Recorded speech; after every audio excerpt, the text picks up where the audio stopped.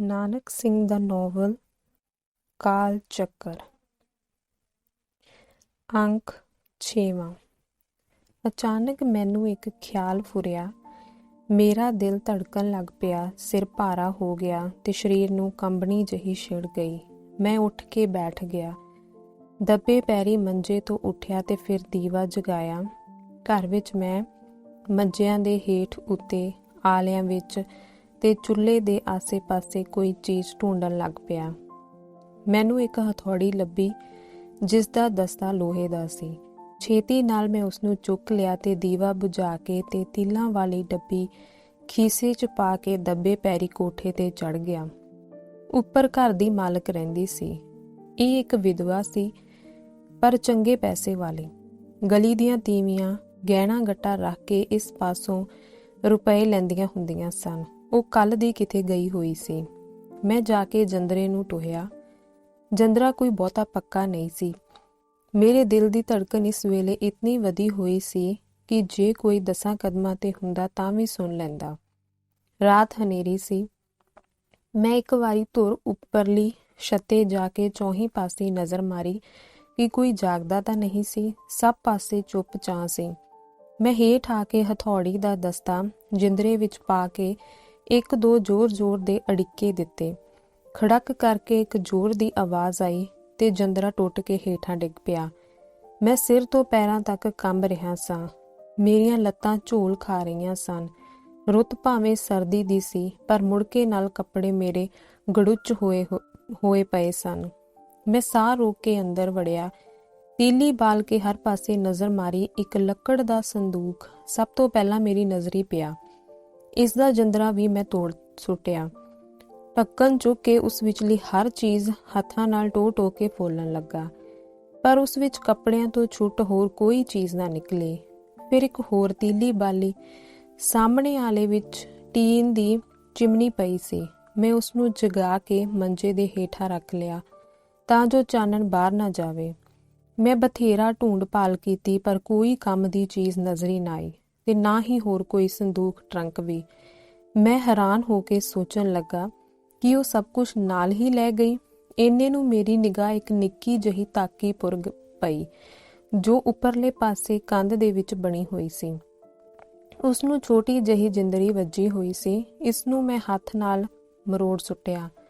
ਤਾਕੀ ਖੋਲ ਕੇ ਮੈਂ ਕੀ ਡਿੱਠਾ। ਸਭ ਤੋਂ ਪਹਿਲਾਂ ਮੈਨੂੰ ਟੀਨ ਦਾ ਇੱਕ ਲੰਮਾ ਡੱਬਾ ਦਿਸਿਆ। ਮੈਂ ਉਸ ਦਾ ਢੱਕਣ ਖੋਲ ਕੇ ਉਸ ਵਿੱਚੋਂ ਕਾਗਜ਼ ਕੱਢ ਕੇ ਫੋਲੇ, ਪਰ ਉਹ ਸਾਰੇ ਅਸ਼ਟਾਮ ਤੇ ਰਜਿਸਟਰੀਆਂ ਸਨ। ਉਸਨੂੰ ਮੈਂ ਉਸੇ ਤਰ੍ਹਾਂ ਰੱਖ ਦਿੱਤਾ। ਅਗਾਂਹ ਹੱਥ ਪਾਇਆ ਤਾਂ ਮੈਨੂੰ ਲੱਕੜ ਦੀ ਸੰਦੂਖੜੀ ਮਿਲੀ ਜਿਸ ਨੂੰ ਚੋਰ ਜੰਦਰੀ ਲੱਗੀ ਹੋਈ ਸੀ। ਮੇਰੇ ਪਾਸ ਜਿਹੜੀ ਹਥੌੜੀ ਸੀ ਉਸ ਦਾ ਇੱਕ ਪਾਸਾ ਕਿੱਲ ਪੁੱਟਣ ਵਾਲਾ ਸੀ। ਮੈਂ ਉਸ ਦਾ ਸਿਰਾ ਢੱਕਣ ਦੀ ਤੇੜ ਵਿੱਚ ਪਾ ਕੇ ਜ਼ੋਰ ਦਾ ਦਬਾਇਆ। ਉਹ ਝੱਟ ਖੁੱਲ ਪਈ। ਮੇਰੀਆਂ ਅੱਖਾਂ ਚੁੰਧਿਆ ਗਈਆਂ। ਇਸ ਵਿੱਚ ਇੱਕ ਪੋਟਲੀ ਸੀ ਜਿਸ ਵਿੱਚ 125 ਪੌਂਡ ਸਨ। ਇਹ ਮੈਂ ਜੇਬ ਵਿੱਚ ਪਾ ਲਏ। ਇੱਕ ਥਹੀ ਨੋਟਾਂ ਦੀ ਸੀ, ਉਹ ਵੀ ਕਾਬੂ ਕੀਤੀ। ਇਸ ਤੋਂ ਛੁੱਟ ਕੁਝ ਰੁਪਏ ਤੇ ਕਰਿਆਨਾ ਸੀ, ਉਹ ਮੈਂ ਵਿੱਚੇ ਰਹਿਣ ਦਿੱਤਾ। ਇੱਕ ਵਾਰੀ ਮੈਂ ਫੇਰ ਆਲੇ ਵਿੱਚ ਹੱਥ ਮਾਰਿਆ। ਇੱਕ ਚਾਹ ਵਾਲਾ ਟੀਨ ਦਾ ਡੱਬਾ ਲੱਭਾ ਜੋ ਬੜਾ ਭਾਰਾ ਸੀ। ਇਸ ਦਾ ਮੂੰਹ ਲੀਰ ਨਾਲ ਬੱਧਾ ਹੋਇਆ ਸੀ। ਮੈਂ ਖੋਲ ਕੇ ਵੇਖਿਆ। ਇਹ ਸਭ ਸੋਨੇ ਦੇ ਗਹਿਣੇ ਸਨ। ਬਾਂਕਾਂ, ਨੱਥਾਂ, ਵੰਗਾਂ, ਚੂੜੀਆਂ ਆਦਿ ਮੈਂ ਸਾਰੇ ਕੱਢ ਕੇ ਜੇਬਾਂ ਵਿੱਚ ਭਰ ਲਏ। ਤਾਕੀ ਬੰਦ ਕਰਕੇ ਮੰਜਿਓ ਹੇਠਾਂ ਉਤਰਨ ਹੀ ਲੱਗਾ ਸਾਂ ਕਿ ਮੈਨੂੰ ਹੇਠੋਂ ਰੌਲੇ ਦੀ ਆਵਾਜ਼ ਆਈ। ਰੌਲਾ ਪਲ-ਪਲ ਵੱਧਦਾ ਗਿਆ ਤੇ ਅੱਖਾਂ ਦੇ ਫੌਰ ਵਿੱਚ ਗਲੀ ਆਦਮੀਆਂ ਤੀਵੀਆਂ ਨਾਲ ਭਰ ਗਈ। ਇੰਨੇ ਨੂੰ ਮੈਨੂੰ ਆਵਾਜ਼ ਆਈ ਜਿਸ ਤਰ੍ਹਾਂ ਕਈ ਆਦਮੀ ਦਗੜ-ਦਗੜ ਕਰਦੇ ਉੱਪਰ ਚੜ੍ਹੇ ਆਉਂਦੇ ਸਨ। ਬਸ ਮੈਂ ਸਮਝ ਲਿਆ ਕਿ ਘਰ ਦੀ ਮਾਲਕਣ ਆ ਗਈ ਹੈ ਤੇ ਉਸਨੂੰ ਮੇਰੀ ਚੋਰੀ ਦਾ ਪਤਾ ਲੱਗ ਗਿਆ ਹੈ। ਮੇਰੀਆਂ ਸੱਤੇ ਸੁੱਧਾਂ ਭੁੱਲ ਗਈਆਂ। ਉਤਲਾ ਸਾਹ ਉੱਤੇ ਤੇ ਹੇਠਾਂ ਰਹਿ ਗਿਆ। ਤਰੇਲੀਆਂ ਛੁੱਟ ਪਈਆਂ ਤੇ ਮੈਨੂੰ ਇੱਕ ਅਜਿਹੀ ਪੁਆਟਣੀ ਆਈ ਕਿ ਉੱਥੇ ਹੀ ਬੇਹੋਸ਼ ਹੋ ਕੇ ਡਿੱਗ ਪਿਆ। ਜਦ ਮੇਰੀ ਅੱਖ ਖੁੱਲੀ ਤਾਂ ਦਿਨ ਚੜ੍ਹਿਆ ਹੋਇਆ ਸੀ। ਸਾਡਾ ਅੰਦਰ ਬਾਹਰ ਲੋਕਾਂ ਨਾਲ ਭਰਿਆ ਹੋਇਆ ਸੀ। ਮੈਂ ਉੱਠ ਬੈਠਾ ਤੇ ਝੱਟ ਹੀ ਮੈਨੂੰ ਰਾਤ ਦੀ ਸਾਰੀ ਘਟਨਾ ਯਾਦ ਆ ਗਈ। ਸਾਰੇ ਲੋਕੀ ਮੇਰੇ ਦੁਆਲੇ ਆ ਜੁੜੇ ਤੇ ਲੱਗੇ ਮੈਨੂੰ ਲਾਹਨਤਾਂ ਪਾਣ ਤੇ ਗਾਲ ਮੰਦਾ ਕੱਢਣ। ਕੁਸ਼ਲਿਆ ਇੱਕ ਪਾਸੇ ਬੈਠੀ ਰੋ ਰਹੀ ਸੀ। ਮੈਂ ਸ਼ਰਮ ਨਾਲ ਪਾਣੀ ਹੁੰਦਾ ਜਾਵਾਂ। ਇੰਨੇ ਨੂੰ ਘਰ ਦੀ ਮਾਲਕਣ ਆਈ ਤੇ ਮੇਰੇ ਸਿਰ ਤੇ ਦੁਹੱਥੜ ਮਾਰ ਕੇ ਬੋਲੀ, ਜਾ ਤੇਰਾ ਕੱਖ ਨਾ ਰਹੇ, ਰੁੜ ਜਾਣ ਜੋਗਿਆ। ਔਂਤਰਿਆ, ਆਪਣੀ ਹਜ਼ਾਰਾਂ ਦੀ ਪੂੰਜੀ ਖਾ ਕੇ ਤੇਰਾ ਅੱਗ ਲੱਗਣਾ ਢਿੱਡ ਨਾ ਭਰਿਆ ਤੇ ਹੁਣ ਇਸ ਰੰਡੀ ਦਾ ਕਾਠ ਕਫਣ ਵੀ ਲੱਗਾ ਸੈ ਖੋਣ। ਕੀ ਕਰਾਂ, ਲੋਕੀ ਸਾਹ ਨਹੀਂ ਲੈਣ ਦਿੰਦੇ, ਨਹੀਂ ਤਾਂ ਹੁਣੇ ਤੈਨੂੰ ਸਵਾਦ ਚਖਾ ਦਿੰਦੀ ਇਸ ਚੋਰੀ ਦਾ, ਜਿਹੜਾ ਤੂੰ ਲੱਗਾ ਏ ਘਰ ਦੀਆਂ ਬਿੱਲੀਆਂ ਮਾਰਨ। ਮਾਂ ਡੈਣ ਹੋ ਜਾਵੇ ਤਾਂ ਧੀਆਂ ਪੁੱਤਰਾਂ ਨੂੰ ਹੀ ਖਾਣ ਲੱਗ ਪੈਂਦੀ ਹੈ। ਸੱਟ ਭਵੇਂ ਤੈਨੂੰ ਘਰ ਵਿੱਚ ਹੀ ਲਾਗੂ ਬਣ ਗਿਓ, ਬਸ ਦਿਆ ਕਰਕੇ ਚੁੱਕ ਇੱਥੋਂ ਆਪਣਾ ਨਿੱਕ ਸੁੱਖ। ਮੈਂ ਤੌਬਾ ਕੀਤੀ ਤੇਰੇ ਕਿਰਾਏ ਤੋਂ। ਆਹ ਮੈਨੂੰ ਧਰਤੀ ਵੇਲ ਨਹੀਂ ਸੀ ਦਿੰਦੀ। ਲੋਕਾਂ ਦੀਆਂ ਗੱਲਾਂ ਬਾਤਾਂ ਦਾ ਇਤਨਾ ਰੌਲਾ ਸੀ ਕਿ ਕੰਨ ਪਈ ਗੱਲ ਨਹੀਂ ਸੀ ਸੁਣੀਂਦੀ। ਗੱਲ ਟੁੱਕ ਕੇ ਸੇਠ ਹੋਰਾਂ ਪੁੱਛਿਆ, ਪਰ ਤੇਰੀ ਚੋਰੀ ਕਰਨ ਦਾ ਲੋਕਾਂ ਨੂੰ ਪਤਾ ਕਿਸ ਤਰ੍ਹਾਂ ਲੱਗ ਗਿਆ? ਘਰ ਦੀ ਮਾਲਕਣ ਆ ਗਈ ਸੀ। ਮੁਸਾਫਿਰ ਬੋਲਿਆ, ਜੀ ਨਹੀਂ, ਮਾਲਕਣ ਕਿੱਥੇ ਆ ਗਈ ਸੀ ਤੇ ਨਾ ਹੀ ਕਿਸੇ ਨੂੰ ਪਤਾ ਹੀ ਲੱਗਾ ਸੀ। ਇਹ ਤਾਂ ਗੱਲ ਹੀ ਹੋਰ ਨਿਕਲੀ। ਮੈਂ ਜਦ ਕੋਠੇ ਤੇ ਚੜ ਗਿਆ, ਪਿੱਛੋਂ ਮੁੰਡਾ ਰੋ ਪਿਆ। ਕੁਸ਼ਲਿਆ ਪਾਸਾ ਪਰਤ ਕੇ ਜਿਉਂ ਹੀ ਲੱਗੀ ਉਸਨੂੰ ਦੁੱਧ ਦੇਣ, ਉਸਦੀ ਨਜ਼ਰ ਮੇਰੇ ਮੰਜੇ ਤੇ ਪਈ। ਮੰਜੀ ਖਾਲੀ ਵੇਖ ਕੇ ਉਸਦੀ ਖਾਨਿਓ ਗਈ। ਰਾਤ ਦੀ ਹਾਲਤ ਉਹ ਵੇਖ ਚੁੱਕੀ ਸੀ। ਉਸਨੇ ਸੋਚਿਆ ਬਸ ਦੁਖੀ ਹੋ ਕੇ ਕਿਤੇ ਨਿਕਲ ਗਿਆ, ਜਾਂ ਖਬਰੇ ਕਿਤੇ ਜਾ ਕੇ ਖੂਹ ਵਿੱਚ ਛਾਲ ਜਾ ਮਾਰੇ, ਜਾਂ ਪਤਾ ਨਹੀਂ ਕੀ ਕਰੇ। ਉਸਨੇ ਬਾਹਰ ਨਿਕਲ ਕੇ ਉੱਚੀ ਉੱਚੀ ਹਾਲ ਪਾਰਿਆਂ ਪਾ ਦਿੱਤੀਆਂ। ਉਸਦੀ ਚੀਕ ਪੁਕਾਰ ਸੁਣ ਕੇ ਸਾਰੇ ਲੋਕੀ ਇਕੱਠੇ ਹੋ ਗਏ। 2-3 ਆਦਮੀ ਕੋਠੇ ਤੇ ਇਸ ਲਈ ਚੜੇ ਜੋ ਵੇਖੀਏ ਟੱਟੀ ਤਾਂ ਨਹੀਂ ਗਿਆ। ਇੰਨੇ ਨੂੰ ਉਹਨਾਂ ਜਿੰਦਰਾ ਟੁੱਟਾ ਹੋਇਆ ਡਿੱਠਾ। ਬੂਹਾ ਮੈਂ ਅੰਦਰੋਂ ਬੰਦ ਕੀਤਾ ਹੋਇਆ ਸੀ। ਉਹਨਾਂ ਬਥੇਰੀਆਂ ਆਵਾਜ਼ਾਂ ਦਿੱਤੀਆਂ, ਪਰ ਮੈਂ ਤਾਂ ਅੰਦਰ ਬੇਹੋਸ਼ ਪਿਆ ਸਾਂ। ਅਖੀਰ ਚੂਥੀ ਪੁੱਟ ਕੇ ਅੰਦਰ ਵੜੇ। ਬਸ ਫਿਰ ਜੋ ਕੁਝ ਹੋਇਆ ਉਹ ਤੁਸੀਂ ਸਮਝ ਹੀ ਸਕਦੇ ਹੋ। ਅੰਕ 7ਵਾਂ। ਸਾਨੂੰ ਬੁੱਢੀ ਨੇ ਉਸ ਵੇਲੇ ਘਰੋਂ ਬਾਹਰ ਕੱਢ ਦਿੱਤਾ। ਇਹ ਵੀ ਉਸਨੇ ਲੋਕਾਂ ਦੇ ਆਖੇ ਅਖਾਏ ਬੜੀ ਦਇਆ ਕੀਤੀ ਜੋ ਮੈਨੂੰ ਪੁਲਿਸ ਵਿੱਚ ਨਹੀਂ ਸੀ ਦਿੱਤਾ। ਅਸਾਂ ਭਾਂਡਾ ਟਿੰਡਾ ਚੁੱਕ ਕੇ ਕਿਸੇ ਹੋਰ ਦੇ ਘਰ ਜਾ ਰੱਖਿਆ ਤੇ ਮੈਂ ਕੁਸ਼ਲਿਆ ਨੂੰ ਪੁੱਛਿਆ, ਕੁਸ਼ਲਿਆ, ਤੇਰੇ ਪੇਕਿਆਂ 'ਚ ਕੋਈ ਹੈ ਕਿ ਨਹੀਂ? ਉਹ ਬੋਲੀ, ਜੇ ਪੇਕਿਆਂ 'ਚ ਕੋਈ ਹੁੰਦਾ ਤਾਂ ਫਿਰ ਰੋਣਾ ਹੀ ਕਿਸ ਗੱਲ ਦਾ ਸੀ। ਹਾਂ, ਇੱਕ ਮਾਮਾ ਹੈ, ਪਰ ਉਹ ਵਿਚਾਰਾ ਹੈ ਬੜਾ ਗਰੀਬ। ਮੈਂ ਉਸਨੂੰ ਆਖਿਆ, ਚੱਲ ਮੈਂ ਤੈਨੂੰ ਉਸ ਮਾਮੇ ਕੋਲ ਛੱਡ ਆਉਂਦਾ ਹਾਂ ਤੇ ਆਪ 4 ਦਿਨ ਕਿਸੇ ਦੇਸ ਪਰਦੇਸ ਫਿਰ ਕੇ ਕੰਮ ਧੰਦੇ ਦੀ ਤਲਾਸ਼ ਕਰਾਂਗਾ। ਕੁਸ਼ਲਿਆ ਰੋ ਰੋ ਕੇ ਪਾਗਲ ਹੋ ਰਹੀ ਸੀ। ਉਹ ਇਹੋ ਕਹਿੰਦੀ ਸੀ, ਤੁਹਾਡੇ ਨਾਲ ਹੋਣ ਕਰਕੇ ਤਾਂ ਮੈਂ ਅੱਜ ਤੱਕ ਕਿਸੇ ਦੁੱਖ ਨੂੰ ਨਹੀਂ ਸੀ ਜਾਤਾ, ਪਰ ਤੁਹਾਥੋਂ ਵਿਛੜ ਕੇ ਮੈਂ ਕੀਕਣ ਜੀਵਾਂਗੀ।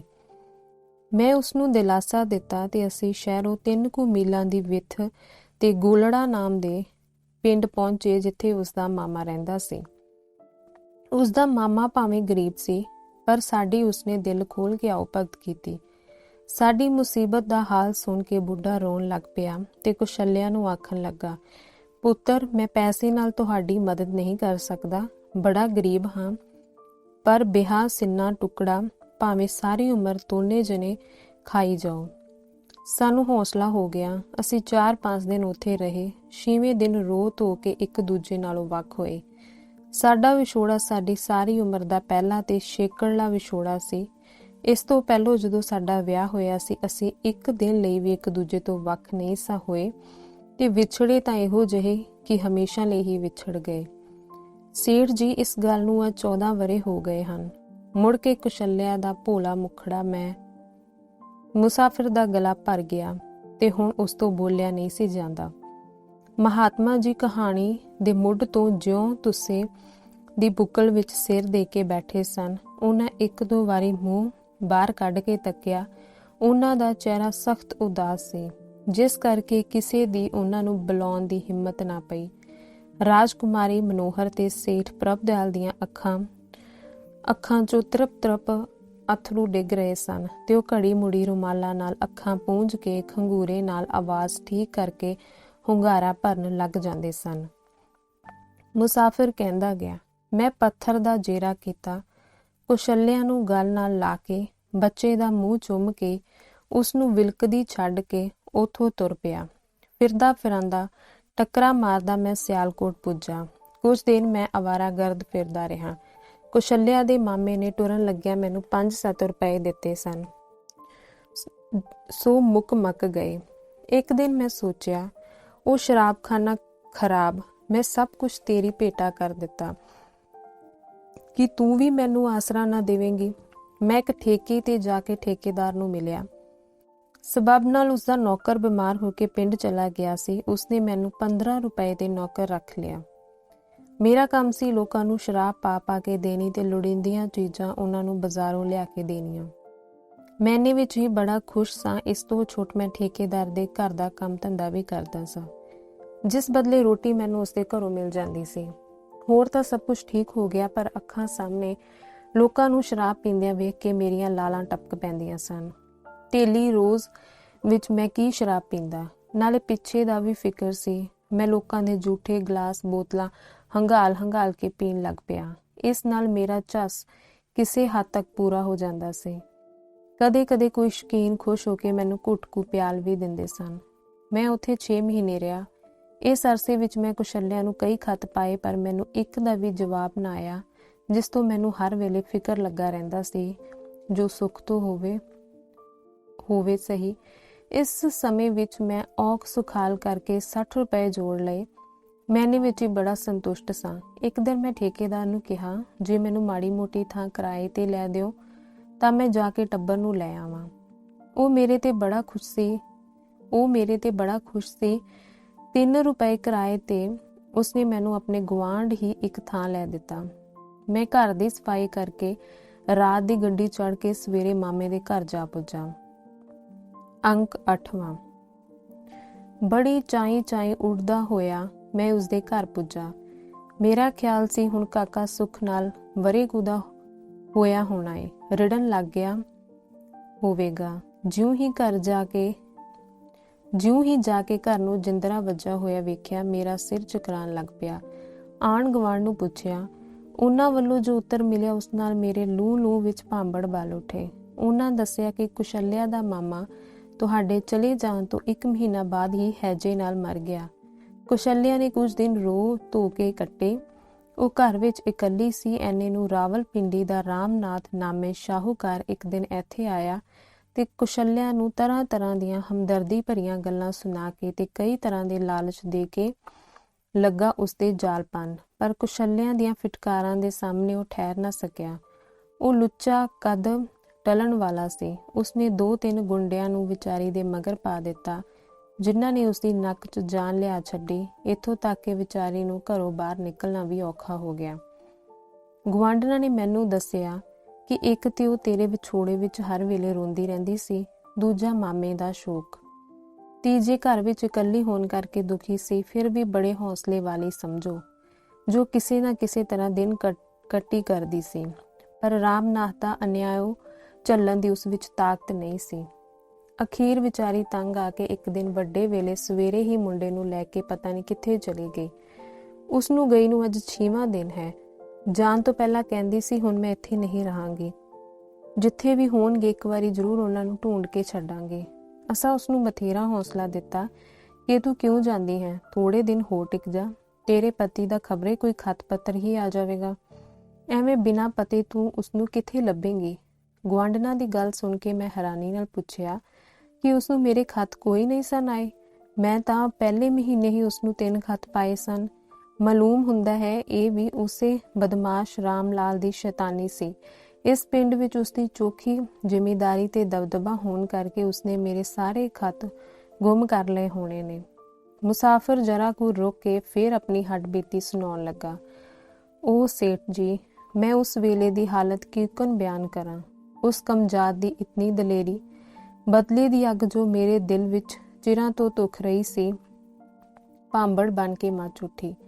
ਮੇਰੀ ਅੱਖਾਂ 'ਚ ਲਹੂ ਉਤਰ ਆਇਆ। ਮੈਂ ਦਿਲ ਵਿੱਚ ਪੱਕਾ ਫੈਸਲਾ ਕਰ ਲਿਆ ਕਿ ਜਿਸ ਸ਼ੈਤਾਨ ਨੇ ਮੇਰੀਆਂ ਆਸਾਂ ਉਮੀਦਾਂ ਦੀ ਫੁਲਵਾੜੀ ਨੂੰ ਅੱਗ ਲਾ ਦਿੱਤੀ ਹੈ, ਮੈਂ ਕੁਸ਼ਲਿਆ ਦਾ ਖਿਆਲ ਕੁਝ ਚਿਰ ਲਈ ਮੈਨੂੰ ਦਿਲੋਂ ਭੁੱਲ ਗਿਆ। ਖੈਰ, ਮੈਂ ਬੂਹਾ ਖੋਲ ਕੇ 2-3 ਘੰਟੇ ਅੰਦਰ ਹੀ ਟਿਕਿਆ। ਘਰ ਵਿੱਚ ਕਿੱਲੀ ਨਾਲ ਕੁਸ਼ਲਿਆ ਦੀ ਇੱਕ ਪੁਰਾਣੀ ਕਮੀਜ਼ ਟੰਗੀ ਹੋਈ ਸੀ। ਇਹ ਮੈਂ ਉਸਨੂੰ ਬੜੇ ਚਾਅ ਨਾਲ ਕਿਸੇ ਜ਼ਮਾਨੇ ਵਿੱਚ ਸਿਉਂ ਕੇ ਦਿੱਤੀ ਸੀ।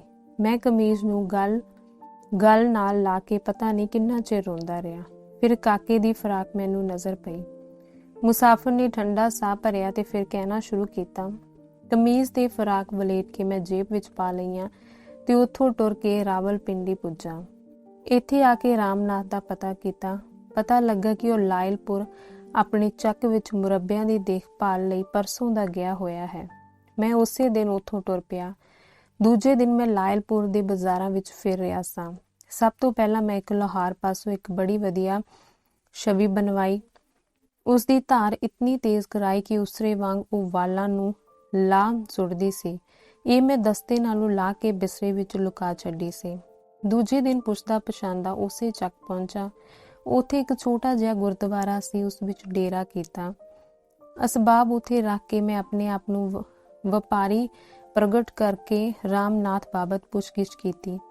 ਖੈਰ, ਮੈਂ ਗੱਲਾਂ ਕਥਾ ਵਿੱਚ ਹੀ ਲੋਕਾਂ ਪਾਸੋਂ ਇਹ ਮਾਲੂਮ ਕਰ ਲਿਆ ਕਿ ਉਹ ਵੱਡੇ ਵੇਲੇ ਤੜਕੇ ਹੀ ਜ਼ਮੀਨਾਂ ਦੀ ਦੇਖਭਾਲ ਲਈ ਬਾਹਰ ਜਾਂਦਾ ਹੁੰਦਾ ਹੈ।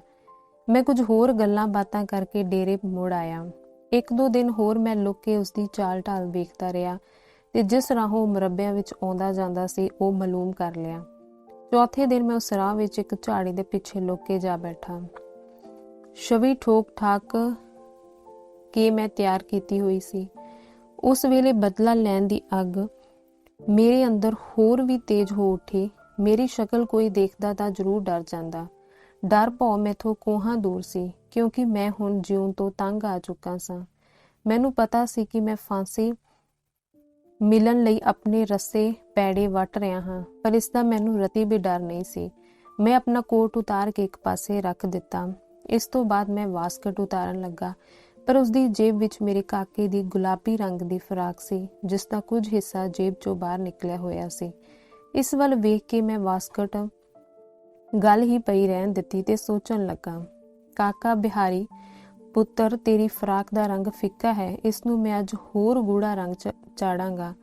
ਹੁਣੇ ਹੀ ਕੁਝ ਚਿਰ ਬਾਅਦ ਜਦ ਉਸ ਸ਼ੈਤਾਨ ਦੀ ਸ਼ਾਹ ਰਗ ਕੱਟੀ ਜਾਵੇਗੀ ਤੇ ਉਸ ਵਿੱਚੋਂ ਲਹੂ ਦੇ ਤੇਜ਼ ਫੁਹਾਰੇ ਨਿਕਲ ਕੇ ਮੇਰੇ ਕੱਪੜਿਆਂ ਤੇ ਆ ਪੈਣਗੇ ਤੇ ਤਾਂ ਮੇਰੇ ਗਵਾਚੇ ਹੋਏ ਲਾਲ ਦੀ ਇਹ ਨਿੱਕੀ ਜਿਹੀ ਫਰਾਕ ਆਪਣੇ ਆਪ ਹੀ ਗੂੜੀ ਲਾਲ ਹੋ ਜਾਵੇਗੀ। ਫਿਰ ਮੈਂ ਕਮੀਜ਼ ਦੀਆਂ ਬਾਹਾਂ ਟੁੰਗ ਲਈਆਂ ਤੇ ਛਵੀ ਸੂਤ ਕੇ ਫੜ ਲਈ, ਪਰ ਨਾਲ ਹੀ ਖਿਆਲ ਆਇਆ ਕਿ ਮੈਂ ਉਸਨੂੰ ਇਤਨੀ ਛੇਤੀ ਮਾਰ ਸੁੱਟਾਂਗਾ। ਨਹੀਂ, ਕਾਲੀ ਦੀ ਲੋੜ ਨਹੀਂ। ਇਸ ਜੰਗਲ ਬੀਆਬਾਨ ਵਿੱਚ ਮੈਨੂੰ ਕਿਸ ਦਾ ਡਰ ਹੈ। ਮੈਂ ਮਾਰਨ ਤੋਂ ਪਹਿਲਾਂ ਉਸ ਨਾਲ ਦਿਲ ਖੋਲ ਕੇ ਗੱਲਾਂ ਕਰਾਂਗਾ। ਉਸਦੇ ਪਾਪਾਂ ਨੂੰ ਉਸਦੇ ਸਾਹਮਣੇ ਇੱਕ ਵਾਰੀ ਫੇਰ ਦੁਹਰਾਵਾਂਗਾ ਤੇ ਉਸਨੂੰ ਦੱਸਾਂਗਾ ਕਿ ਅੱਜ ਤੇਰੇ ਜ਼ਬਰ ਤੇ ਮੇਰੇ ਸਬਰ ਦਾ ਪਿਆਲਾ ਲਬਾਲਬ ਭਰ ਚੁੱਕਾ ਹੈ। ਲਾਗੇ ਹੀ ਇੱਕ ਸੰਘਣੀ ਝਾੜੀ ਸੀ, ਉਸ ਵਿੱਚ ਮੈਂ ਛਵੀ ਨੂੰ ਲੁਕਾ ਦਿੱਤਾ ਤੇ ਆਪ ਪਗਡੰਡੀ ਦੇ ਲਾਂਬੇ ਹੋ ਕੇ ਟਹਿਲਣ ਲੱਗ ਪਿਆ। ਇੰਨੇ ਨੂੰ ਮੈਨੂੰ ਕਿਸੇ ਦੇ ਬੇਸੁਰੇ ਗਾਉਣ ਦੀ ਆਵਾਜ਼ ਆਈ। ਮੈਂ ਜਰਾ ਸੰਭਲ ਗਿਆ। ਮੈਨੂੰ ਦੂਰ ਸਾਰਿਓਂ ਕਿਸੇ ਆਦਮੀ ਦਾ ਝਾਵਲਾ ਪਿਆ। ਘੁਸਮੁਸਾ ਜਿਹਾ ਹੋਣ ਕਰਕੇ ਮੈਂ ਉਸਦੀ ਸ਼ਕਲ ਨਹੀਂ ਸਾ ਵੇਖ ਸਕਦਾ। ਮੈਨੂੰ ਪਤਾ ਲੱਗਾ ਕਿ ਉਹ ਇਸ ਪਾਸੇ ਤੁਰਿਆ ਆਉਂਦਾ ਹੈ। ਮੈਂ ਖੁਸ਼ੀ ਨਾਲ ਪਾਗਲ ਹੋ ਉੱਠਿਆ। ਉਹ ਰਾਮਨਾਥ ਹੀ ਸੀ। ਮੈਂ ਪਗਡੰਡੀ ਦੇ ਐਨ ਵਿਚਾਲੇ ਲੱਤਾਂ ਚੌੜੀਆਂ ਕਰਕੇ ਖੜੋ ਗਿਆ। ਉਸਨੇ ਬੇਪਰਵਾਹੀ ਨਾਲ ਮੇਰੇ ਵੱਲ ਤੱਕਿਆ, ਪਰ ਹਨੇਰੇ ਕਰਕੇ ਮੈਨੂੰ ਪਛਾਤਾ ਨਹੀਂ। ਉਹ ਰਾਹ ਵਲਾ ਕੇ ਤੇ ਇੱਕ ਖੰਗੂਰਾ ਮਾਰ ਕੇ ਅਗਾਂਹ ਲੰਘ ਗਿਆ। ਮੈਂ ਉਸਨੂੰ ਪਿੱਛੋਂ ਆਵਾਜ਼ ਦਿੱਤੀ, ਓਏ ਜਾਨ ਵਾਲਿਆ, ਠਹਿਰ ਜਾ ਜ਼ਰਾ।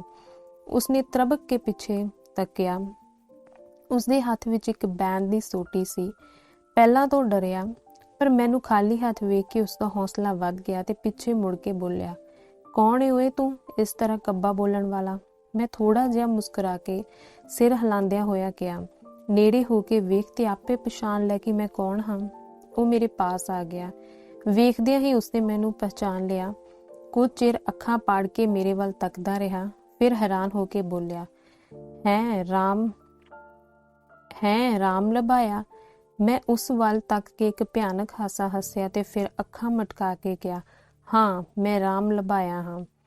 ਉਹ ਮੇਰੀ ਵਜ਼ਾਕਤਾ ਤੇ ਰਾਖਸ਼ਾਂ ਵਾਲਾ ਡਰਾਉਣਾ ਹਾਸਾ ਵੇਖ ਕੇ ਸਿਰ ਤੋਂ ਪੈਰਾਂ ਤੱਕ ਕੰਬ ਗਿਆ, ਪਰ ਉਸਨੇ ਝੱਟ ਹੀ ਇਸ ਕਮਜ਼ੋਰੀ ਨੂੰ ਲੁਕਾਉਣ ਦੀ ਕੋਸ਼ਿਸ਼ ਕਰਦਿਆਂ ਹੋਇਆ ਕਿਹਾ, ਤੇਰਾ ਇਸ ਤਰ੍ਹਾਂ ਇੱਥੇ ਆਉਣਾ ਤੇ ਮੈਨੂੰ ਬਿਨਾਂ ਮਤਲਬ ਉਹ ਬੁਲਾਉਣ ਦਾ ਕੀ ਕੰਮ ਹੈ? ਮੈਂ ਕਿਹਾ ਕੰਮ ਦੱਸਦਾ ਹਾਂ, ਜਰਾ ਠਹਿਰ ਜਾ। ਹਰ ਕੀ ਪੌੜੀ ਵਾਲੀ ਮਾਰ ਤੇ ਬੇਇੱਜ਼ਤੀ ਮੇਰਾ ਖਿਆਲ ਹੈ ਤੈਨੂੰ ਹਜੇ ਭੁੱਲੀ ਨਹੀਂ ਹੋਣੀ, ਪਰ ਉਹ ਤੇਰੀ ਮਿੱਤਰ ਧਰੋਹੀ ਤੇ ਬਦਜ਼ਾਤੀ ਦਾ ਪੂਰਾ ਫਲ ਨਹੀਂ ਸੀ। ਉਹ ਤਾਂ ਦੂਸਰੇ ਲੋਕਾਂ ਵੱਲੋਂ ਤੈਨੂੰ ਝੂੰਗਾ ਮਿਲਿਆ ਸੀ, ਪਰ ਮੇਰਾ ਹਿਸਾਬ ਕਿਤਾਬ ਹਜੇ ਚੱਲਦਾ ਸੀ। ਇਸ ਤੋਂ ਬਾਅਦ ਚੋਰੀ ਦੀ ਝੂਠੀ ਉਂਝ ਲਾ ਕੇ ਕੈਦ ਕਰਾਉਣਾ, 12 ਪੱਥਰੋਂ ਬਾਹਰ ਕਢਾਉਣਾ, ਮਕਾਨ ਕੁਰਕ ਕਰਾਉਣਾ ਤੇ ਸ਼ਰਾਬ ਦੀ ਆਦਤ ਪਾ ਕੇ ਮੇਰਾ ਸਤਿਆਨਾਸ਼ ਕਰਨਾ, ਇਹ ਉਸ ਤੋਂ ਵੱਖਰੀਆਂ ਰਕਮਾਂ ਹਨ। ਇਹਨਾਂ ਲਈ ਮੈਂ ਹਜੇ ਕੁਝ ਚਿਰ ਹੋਰ ਸਹਾਰਾ ਕਰ ਜਾਂਦਾ, ਪਰ ਕਿਸੇ ਦੀ ਜਵਾਨੀ ਨੂੰ ਲਵਾਰਸ ਸਮਝ ਕੇ ਲਾਲਾ ਟਪਕਾਉਣ ਤੇ ਉਸਦੇ ਦੁੱਖਾਂ ਨੂੰ ਅਖੀਰ ਦਰਜੇ ਤੱਕ ਪਹੁੰਚਾ ਕੇ ਘਰੋਂ ਨਿਕਲਣ ਲਈ ਮਜਬੂਰ ਕਰ ਦੇਣ ਦਾ ਕਰਜ਼ ਐਸਾ ਹੈ ਜਿਸ ਦੀ ਵਸੂਲੀ ਲਈ ਮੈਂ ਹੋਰ ਉਡੀਕ ਨਹੀਂ ਸਾਂ ਕਰ ਸਕਦਾ। ਕੀ ਇਹ ਕੋਈ ਘੱਟ ਕੰਮ ਹੈ ਜੋ ਤੂੰ ਮੈਥੋਂ ਪੁੱਛਦਾ ਹੈ? ਇੱਥੇ ਆਉਣ ਦਾ ਤੇਰਾ ਕੀ ਕੰਮ?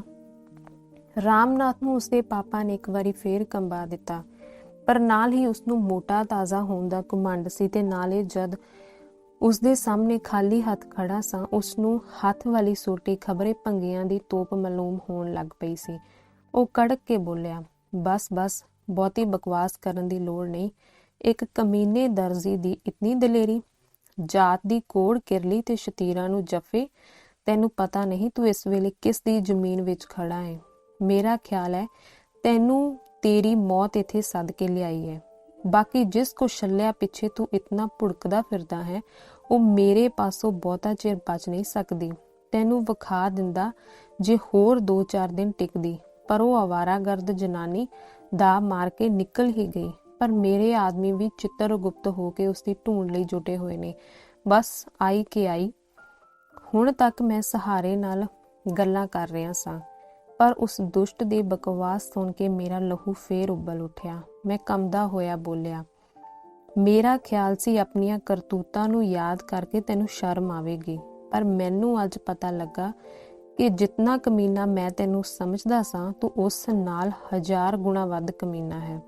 ਪੈਸੇ ਦੇ ਘਮੰਡ ਨੇ ਤੇ ਬਦਮਾਸ਼ੀਆਂ ਦੇ ਨਸ਼ੇ ਨੇ ਤੇਰੀਆਂ ਅੱਖਾਂ ਬੰਦ ਕਰ ਦਿੱਤੀਆਂ ਨੇ। ਚੱਲ ਮਰਨ ਲਈ ਤਿਆਰ ਹੋ ਜਾ। ਮੈਂ ਬਹੁਤਾ ਚਿਰ ਤੇਰੇ ਵਰਗੇ ਮਨਹੂਸ ਆਦਮੀਆਂ ਦਾ ਮੂੰਹ ਨਹੀਂ ਵੇਖਣਾ ਚਾਹੁੰਦਾ। ਰਾਮਨਾਥ ਕੱਪੜਿਆਂ ਤੋਂ ਬਾਹਰ ਹੋ ਕੇ ਬੋਲਿਆ, ਬੇਵਕੂਫ ਕਮੀਨੇ ਦਰਜੀ, ਜੀਭ ਸੰਭਾਲ ਕੇ ਬੋਲ, ਤੇਰੀ ਕਮਜਾਤੀ। ਕਹਿੰਦਾ ਉਹ ਸੋਟੀ ਉਲਾਰ ਕੇ ਮੇਰੇ ਪਰ ਟੁੱਟ ਹੀ ਪੈਣ ਵਾਲਾ ਸੀ, ਜੋ ਮੈਂ ਇੱਕੋ ਝਟਕੇ ਨਾਲ ਉਸ ਪਾਸੋਂ ਸੋਟੀ ਖੋ ਕੇ ਦੂਰ ਸੁੱਟ ਦਿੱਤੀ ਤੇ ਛਲਾਂਗ ਮਾਰ ਕੇ ਮੈਂ ਝਾੜੀ ਵਿੱਚੋਂ ਚਵੀ ਚੁੱਕ ਲਈ। ਛਵੀ ਦੀ ਤੇਜ਼ ਲਿਸ਼ਕ ਨੇ ਰਾਮਨਾਥ ਦੇ ਚੱਕੇ ਛੁਡਾ ਦਿੱਤੇ। ਮੈਂ ਦੋਹਾਂ ਹੱਥਾਂ ਨੂੰ ਲੱਪ ਲਾ ਕੇ ਹੱਥ ਆਪੋ ਵਿੱਚ ਰਗੜ ਕੇ ਛਵੀ ਉਲਾਰ ਕੇ ਉਸਦੇ ਸਿਰ ਤੇ ਜਾ ਖਲੋਤਾ। ਉਸਦਾ ਹੌਸਲਾ ਪਤਾ ਨਹੀਂ ਕਿੱਧਰ ਉੱਡ ਗਿਆ ਤੇ ਉਹ ਗਿੜਗਿੜਾ ਕੇ ਮੇਰੇ ਪੈਰਾਂ ਤੇ ਡਿੱਗ ਪਿਆ।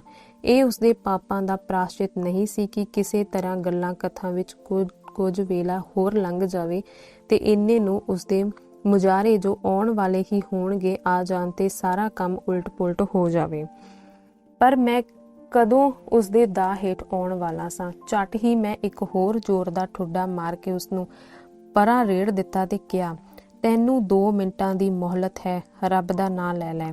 ਉਹ ਨੱਕ ਨਾਲ ਲੀਕਾ ਕੱਢਦਾ ਤੇ ਰੋਂਦਾ ਹੋਇਆ ਬੋਲਿਆ, ਰਾਮ ਲਭਾਇਆ ਭਰਾ, ਮੈਨੂੰ ਬਖਸ਼ ਲੈ, ਰੱਬ ਦੇ ਵਾਸਤੇ, ਗੁਰੂ ਦੇ ਵਾਸਤੇ, ਮੈਂ ਤੇਰੀ ਗਊ ਹਾਂ। ਮੈਂ ਝੱਖ ਮਾਰੀ, ਤੌਬਾ ਕੀਤੀ, ਮੈਂ ਸਾਰੀ ਉਮਰ ਲਈ ਤੇਰਾ ਨੌਕਰ ਹੋ ਕੇ ਰਹਾਂਗਾ। ਮੈਥੋਂ ਸਾਰੀ ਜਾਇਦਾਦ ਸਭ ਕੁਝ ਲੈ ਲੈ, ਮੈਂ ਇਹਨਾਂ ਕੱਪੜਿਆਂ ਨਾਲ ਸਭ ਕੁਝ ਛੱਡ ਕੇ ਜਿੱਧਰ ਕਹੇ ਚਲਾ ਜਾਵਾਂਗਾ। ਇੱਕ ਵਾਰੀ ਜਾਨ ਬਖਸ਼ੀ ਕਰ ਦੇ। ਮੈਂ ਵੇਖਿਆ ਦਿਨ ਚੜ੍ਹਦਾ ਆਉਂਦਾ ਸੀ ਤੇ ਉਸਦੀ ਬੱਕ ਤਾਂ ਮੁੱਕਣੀ ਹੀ ਨਹੀਂ ਸੀ। ਮੈਂ ਉਸਨੂੰ ਲੱਤੋਂ ਘੜੀਸ ਕੇ ਝਾੜੀ ਦੇ ਮੁੱਢ ਕੋਲ ਲੈ ਗਿਆ। ਉਹ ਉਸੇ ਤਰ੍ਹਾਂ ਪਿਆ ਗਿੜਗਿੜਾ ਰਿਹਾ ਸੀ, ਪਰ ਮੈਨੂੰ ਇਸ ਦੀ ਕੋਈ ਪਰਵਾਹ ਨਹੀਂ ਸੀ। ਮੈਂ ਛਵੀ ਨੂੰ ਇੱਕ ਵਾਰ ਫੇਰ ਤਾਂ ਉਲਾਰਿਆ। ਮੇਰੀਆਂ ਬਾਹਾਂ ਵਿੱਚ ਲੋਹੜੇ ਦੀ ਤਾਕਤ ਆ ਗਈ ਸੀ।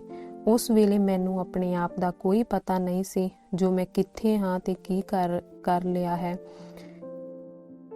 ਮੇਰੇ ਸਿਰ ਵਿੱਚ ਸ਼ਰਾਬ ਨਾਲ ਵੀ ਵਧੇਕ ਨਸ਼ੇ ਵਾਲੀ ਕੋਈ ਚੀਜ਼ ਭਰੀ ਹੋਈ ਸੀ। ਅੱਖਾਂ ਸਭ ਕੁਝ ਦੇਖ ਰਹੀਆਂ ਸਨ, ਪਰ ਕੀ ਵੇਖ ਰਹੀਆਂ ਸਨ ਇਸ ਦਾ ਕੋਈ ਪਤਾ ਨਹੀਂ ਸੀ। ਮੈਨੂੰ ਮਾਲੂਮ ਹੁੰਦਾ ਸੀ ਜਿਸ ਤਰ੍ਹਾਂ ਮੇਰਾ ਸਰੀਰ ਹਵਾ ਬਣ ਕੇ ਹਵਾ ਵਿੱਚ ਹੀ ਰਲ ਗਿਆ ਹੈ, ਪਰ ਮੇਰੀ ਇਹ ਹਾਲਤ 1 ਮਿੰਟ ਤੋਂ ਵੱਧ ਨਹੀਂ ਸੀ ਰਹੀ ਤੇ ਮੈਂ ਵੇਖਿਆ ਉਸਦੀ ਸਿਰ ਤੋਂ ਬਿਨਾਂ ਲੋਥ ਕੱਟੇ ਵਿੱਚ ਉਥਲ ਪੁਥਲ ਹੋ ਰਹੀ ਸੀ ਤੇ ਉਸਦਾ ਕੱਟਿਆ ਹੋਇਆ ਸਿਰ ਮੇਰੇ ਪੈਰਾਂ ਵਿੱਚ ਪਿਆ ਸੀ। ਲੋਥ ਦੀ ਸ਼ਾਹ ਰਗ ਵਾਲੀ ਥਾਂ ਤੋਂ ਲਹੂ ਦੀਆਂ 2-3 ਧਾਰਾਂ ਨਿਕਲ ਕੇ ਮੇਰੇ ਕੱਪੜਿਆਂ ਤੇ ਪੈ ਗਈਆਂ ਸਨ। ਕੱਪੜਿਆਂ ਵੱਲ ਤੱਕਦਿਆਂ ਹੀ ਮੇਰੀ ਨਜ਼ਰ ਜੇਬ ਚੋਂ ਨਿਕਲੇ ਹੋਏ ਫਰਾਕ ਦੇ ਹਿੱਸੇ ਤੇ ਪਈ, ਜਿਸ ਦਾ ਰੰਗ ਸੱਚਮੁੱਚ ਅੱਗੇ ਨਾਲੋਂ ਗੂੜਾ ਹੋ ਗਿਆ ਸੀ। ਮੈਂ ਲੋਹ ਦੀ ਛਾਤੀ ਤੇ ਪੈਰ ਤੇ ਝਵੀ ਦਾ ਦਸਤਾ ਟਿਕਾਈ, ਝਵੀ ਵਾਲੀ ਬਾਂਹ ਸਿੱਧੀ ਤਾਣ ਕੇ ਤੇ ਝਵੀ ਦੇ ਮੂੰਹ ਨੂੰ ਲੱਗੇ ਹੋਏ ਲਹੂ ਵੱਲ ਵੇਖ ਕੇ ਕਿਸੇ ਖੂਨੀ ਪਾਗਲ ਸਫਲ ਮਨੋਰਥ ਤੇ ਡਰਾਉਣੇ ਮਨੁੱਖ ਵਰਗਾ ਹਾਸਾ ਹੱਸ ਰਿਹਾ ਸਾਂ। ਮੇਰੀ ਖੁਸ਼ੀ ਦਾ ਕੋਈ ਪਾਰਾਵਾਰ ਨਹੀਂ ਸੀ। ਮੈਨੂੰ ਪਤਾ ਲੱਗਾ ਜੋ ਮੈਂ ਕਿੰਨਾ ਕੁ ਚਿਰ ਉਸੇ ਪਾਗਲਖਾਨੇ ਦੀ ਹਾਲਤ ਵਿੱਚ ਖੜਾ ਰਿਹਾ। ਅਚਾਨਕ ਮੇਰੀ ਹਾਲਤ ਬਦਲ ਗਈ ਜਦ ਮੈਂ ਵੇਖਿਆ ਕਿ ਪਿੱਛੇ ਕਈ ਆਦਮੀਆਂ ਨੇ ਆ ਕੇ ਮੇਰੀਆਂ ਮੁਸ਼ਕਾਂ ਬੰਨ੍ਹ ਲਈਆਂ। ਉਹ ਰਾਮਨਾਥ ਦੇ ਮੁਜਾਰੇ ਸਨ। ਅੰਕ 9ਵਾਂ। ਮੈਨੂੰ ਉਸੇ ਵੇਲੇ ਥਾਣੇ ਲਿਜਾਇਆ ਗਿਆ।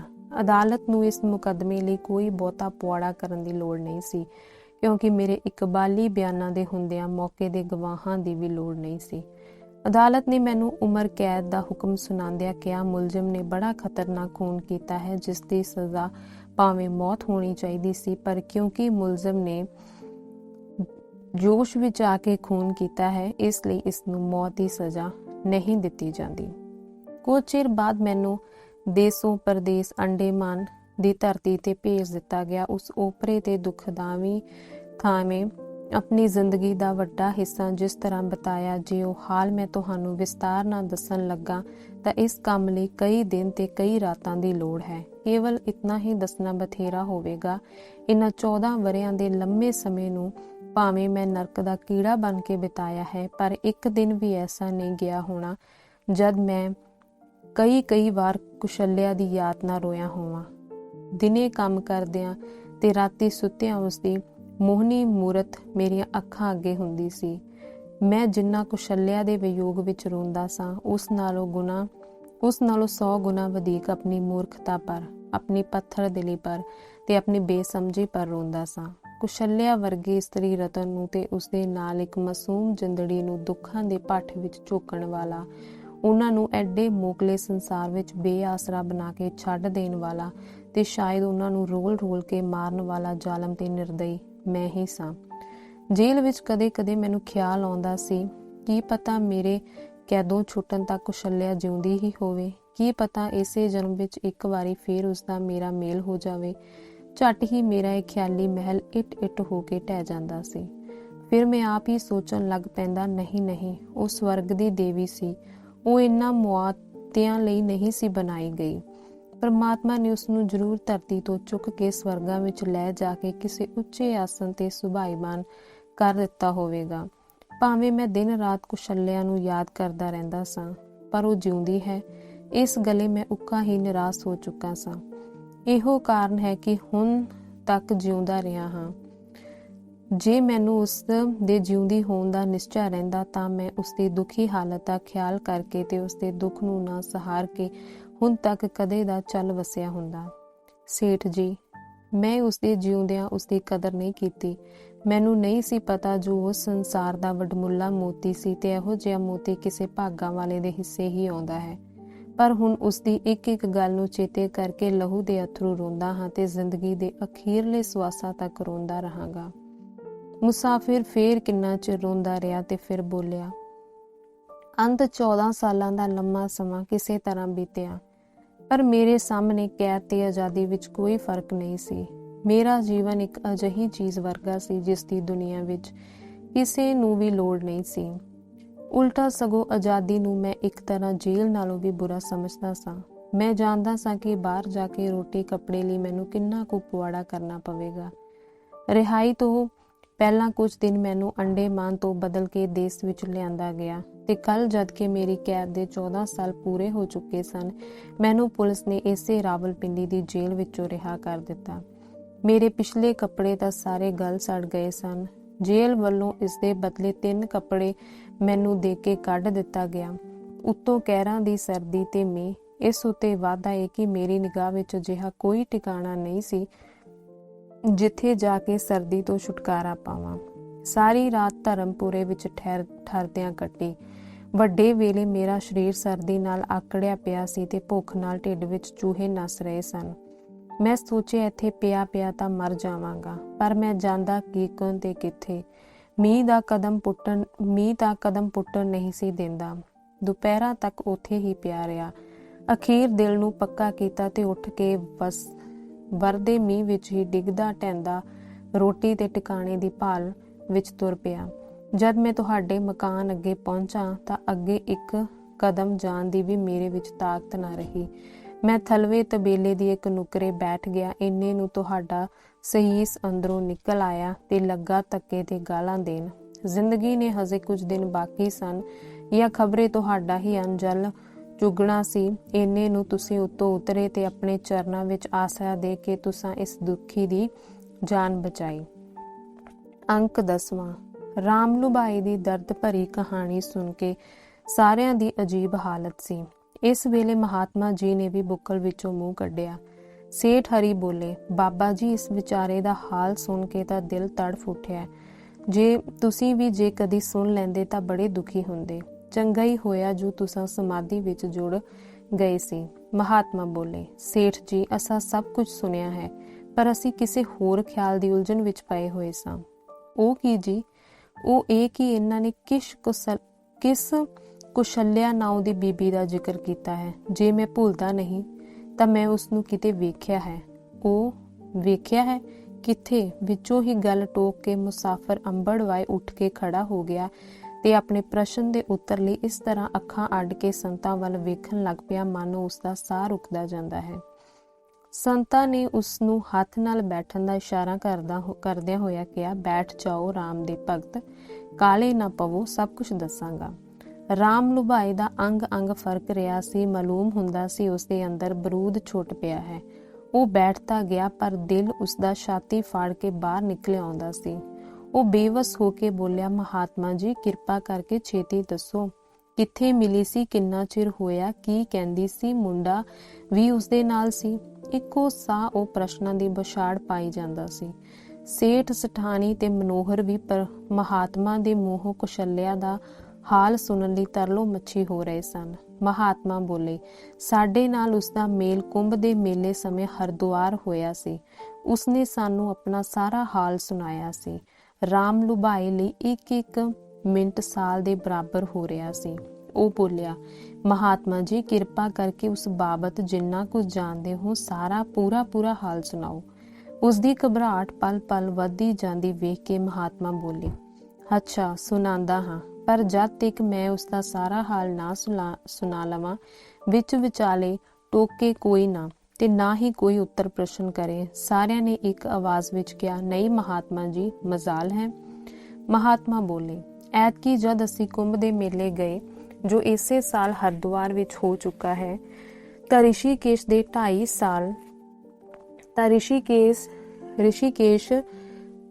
2.5 ਮਹੀਨੇ ਬੜੇ ਆਨੰਦ ਵਿੱਚ ਕੱਟੇ।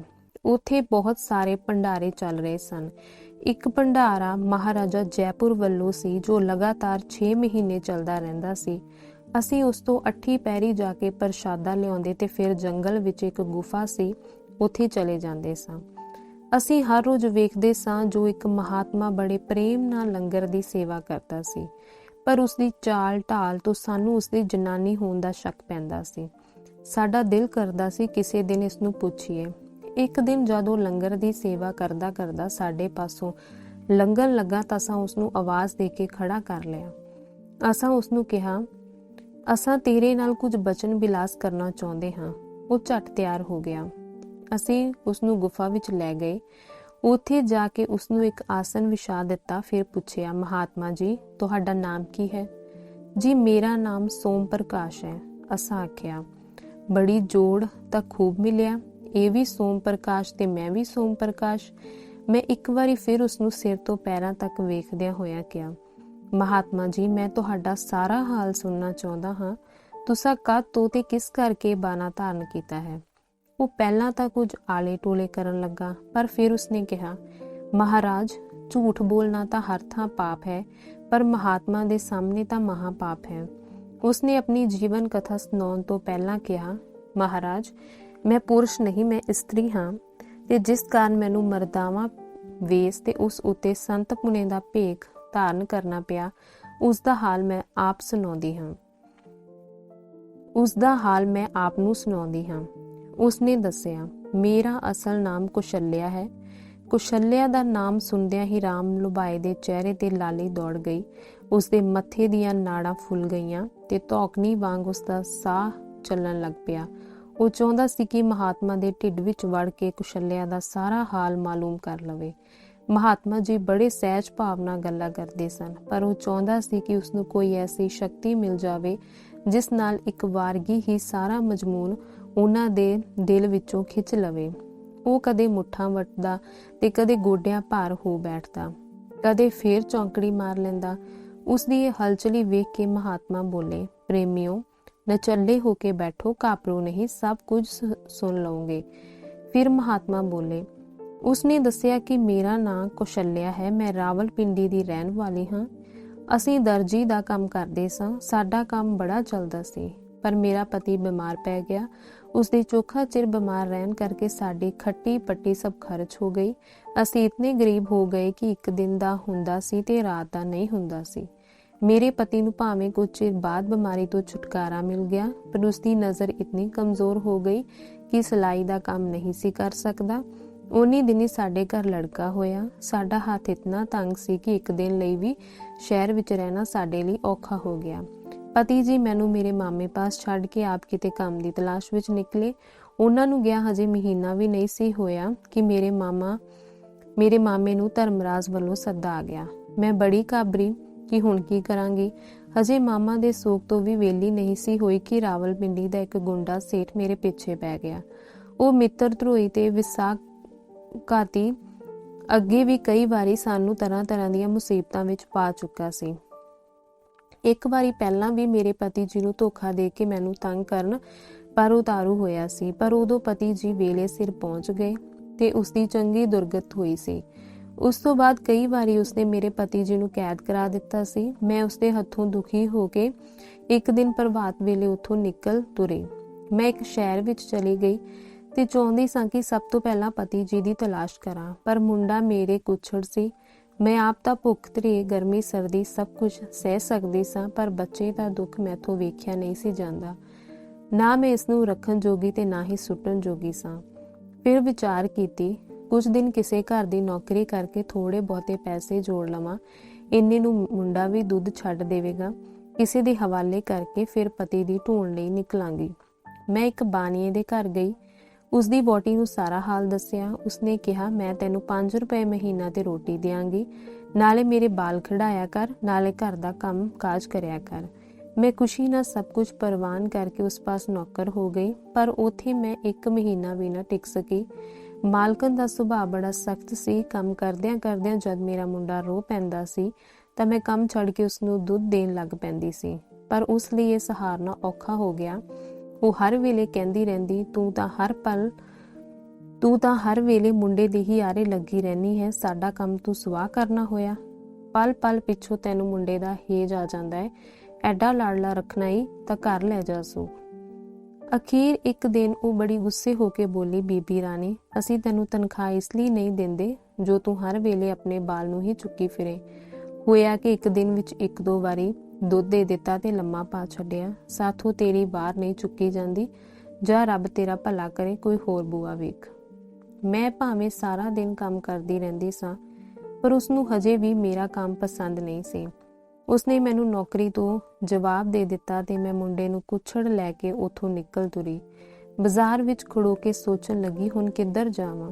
ਜੇ ਕਿਤੇ ਹੋਰ ਥਾਂ ਨੌਕਰੀ ਕੀਤੀ ਤਾਂ ਵੀ ਉੱਥੇ ਇਹੋ ਹਾਲ ਹੋਵੇਗਾ। ਮੈਨੂੰ ਇੱਕ ਹੋਰ ਗੱਲ ਸੁੱਝੀ। ਰਾਤ ਤਾਂ ਮੈਂ ਇੱਕ ਧਰਮਸ਼ਾਲਾ ਵਿੱਚ ਕੱਟੀ। ਵੱਡੇ ਵੇਲੇ ਮੂੰਹ ਹਨੇਰੇ ਹੀ ਉੱਠੀ। ਮੁੰਡਾ ਸੁੱਤਾ ਹੋਇਆ ਸੀ। ਉਸ ਵੇਲੇ ਕਾਕੇ ਦੀ ਉਮਰ 7 ਮਹੀਨਿਆਂ ਦੀ ਸੀ। ਮੈਂ ਉਸਨੂੰ ਕੁੱਛੜ ਚੁੱਕ ਲਿਆ ਅਤੇ ਉੱਥੋਂ ਨਿਕਲ ਤੁਰੀ। ਬਾਜ਼ਾਰ ਵਿੱਚ ਕਿਤੇ ਕੋਈ ਟਾਵਾਂ ਆਦਮੀ ਦਿਖਾਈ ਦਿੰਦਾ ਸੀ।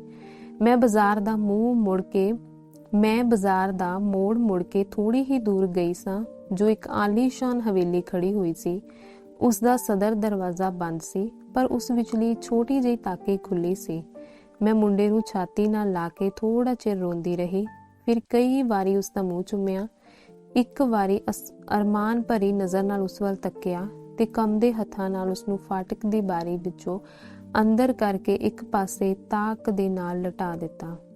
ਕਾਕੇ ਨੂੰ ਲਟਾਉਣ ਲੱਗਿਆ ਮੇਰੇ ਹੱਥ ਜ਼ਮੀਨ ਤੇ ਲੱਗਾ ਤਾਂ ਮਾਲੂਮ ਹੋਇਆ ਕਿ ਥਾਂ ਗਿੱਲੀ ਤੇ ਬਰਫ਼ ਵਰਗੀ ਠੰਡੀ ਸੀ। ਮੇਰੀ ਛਾਤੀ ਦੀ ਗਰਮੈਸ਼ ਨਾਲ ਉਹ ਮੇਰੀ ਨਿੱਕੀ ਜਿਹੀ ਜਿੰਦੜੀ ਨਿੱਘੀ ਹੋਈ ਸੀ। ਥਾਂ ਠੰਡੀ ਵੇਖ ਕੇ ਮੇਰੇ ਹੱਥ ਫਿਰ ਉਰੇ ਨੂੰ ਖਿੱਚ ਲਏ। ਹਾਏ ਮੇਰਾ ਲਾਲ ਇਸ ਠੰਡੇ ਫਰਸ਼ ਤੇ ਸੁੰਨ ਹੋ ਜਾਵੇਗਾ। ਪਰ ਫਿਰ ਬਾਹਾਂ ਅੱਗੇ ਵਧਾਈਆਂ ਤੇ ਛਾਤੀ ਤੇ ਪੱਥਰ ਰੱਖ ਕੇ ਮੈਂ ਉਸਨੂੰ ਉੱਥੇ ਟਿਕਾ ਦਿੱਤਾ। ਉਹ ਸੁੱਤਾ ਹੋਇਆ ਸੀ, ਰੋਇਆ ਨਹੀਂ। ਅੱਥਰੂਆਂ ਨਾਲ ਮੇਰਾ ਦੁਪੱਟਾ ਭਿੱਜ ਗਿਆ। 2-3 ਵਾਰੀ ਮੈਂ ਪਛਾਂ ਮੁੜ ਵੇਖਿਆ, ਕੰਨ ਉਸ ਪਾਸੇ ਕੀਤੇ, ਪਰ ਮੈਨੂੰ ਉਸਦੇ ਰੋਣ ਦੀ ਆਵਾਜ਼ ਨਹੀਂ ਸੀ ਆਈ। ਮੇਰੀਆਂ ਚੀਕਾਂ ਨਿਕਲ ਗਈਆਂ। ਛੇਤੀ ਉੱਥੋਂ ਚਲੀ ਗਈ ਤੇ ਮੁੜ ਉਸ ਧਰਮਸ਼ਾਲਾ ਵਿੱਚ ਜਾ ਲੰਮੀ ਪਈ। ਮੈਂ ਕਾਕੇ ਨੂੰ ਛੱਡ ਤਾਂ ਆਈ, ਇਸ ਖਿਆਲ ਨਾਲ ਕਿ ਉਸ ਵੱਲੋਂ ਬੇਫਿਕਰ ਹੋ ਕੇ ਪਤੀ ਨੂੰ ਢੂੰਡਣ ਵਿੱਚ ਲੱਗ ਪਵਾਂਗੀ। ਪਰ ਮੈਨੂੰ ਇਉਂ ਜਾਪਦਾ ਸੀ ਜੇਕਰ ਕਾਕੇ ਦੇ ਨਾਲ ਹੀ ਮੇਰੀ ਕੋਈ ਹੋਰ ਚੀਜ਼ ਉੱਥੇ ਰਹਿ ਗਈ ਸੀ, ਉਹ ਮੇਰਾ ਦਿਲ ਸੀ। ਮੈਂ ਸਾਰੀ ਰਾਤ ਨਹੀਂ ਸਾਂ ਸੁੱਤੀ। ਰੋਂਦਿਆਂ ਕਿਸੇ ਵੇਲੇ ਮੈਨੂੰ ਝਪਕੀ ਜਿਹੀ ਆ ਜਾਂਦੀ ਸੀ। ਕਾਕਾ ਮੇਰੀਆਂ ਅੱਖਾਂ ਅੱਗੇ ਹੁੰਦਾ ਸੀ। ਇਹੋ ਮਾਲੂਮ ਹੁੰਦਾ ਸੀ ਕਿ ਉਹ ਪ੍ਰਤੱਖ ਮੇਰੇ ਨਾਲ ਸੁੱਤਾ ਹੋਇਆ ਮੇਰਾ ਦੁੱਧ ਚੁੰਘ ਰਿਹਾ ਹੈ।